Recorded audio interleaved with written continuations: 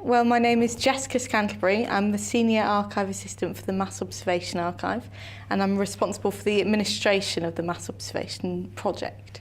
I think mass observation is quite special because it's quite new. It only started in 1981, so I think the kind of documents that we have here are very sort of accessible to researchers. I think that's actually quite nice because often people who come here have never used a primary source before or have never even visited an archive before. So I think there's something nice about introducing them to a sort of new space and a new skill with something that is actually quite familiar to them.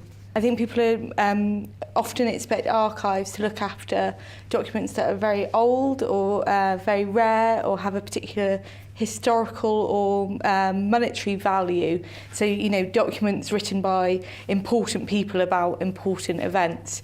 And mass observation is very much in the sort of ethos of recording everyday life of everyday people.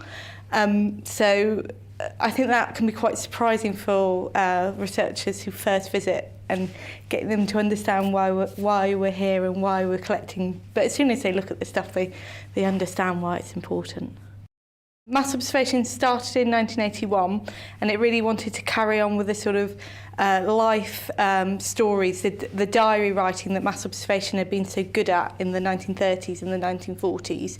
It was set up by somebody called Professor David Pocock, who was a social anthropologist here at the University of Sussex. And he was writing the directives, I think, up until about 1990, when Dorothy Sheridan, who was the Mass Observation Archives archivist, took over. Dorothy continues writing the directives up until 2010, when myself and my colleague Kirsty Patrick take over writing the directives. I think there is really a sort of difference between the questions that we were asking in the 1980s and the questions that we ask now. The questions in the 80s, there were a lot of themes. So I think the first directive, it's about the royal wedding, banking, pet shops, business premises. It's a real sort of a big question.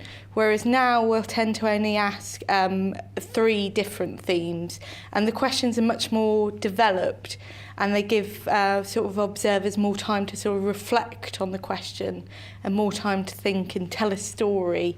You might get a mass observer who is really interested in recording their own lives and treats it as a very personal document, because mass observation, it's an anonymous project, so it does give people the chance to be very candid and very open. But for other observers, I think that they might be more interested in the sort of citizen journalist aspect, that mass observation was very big in the 1930s.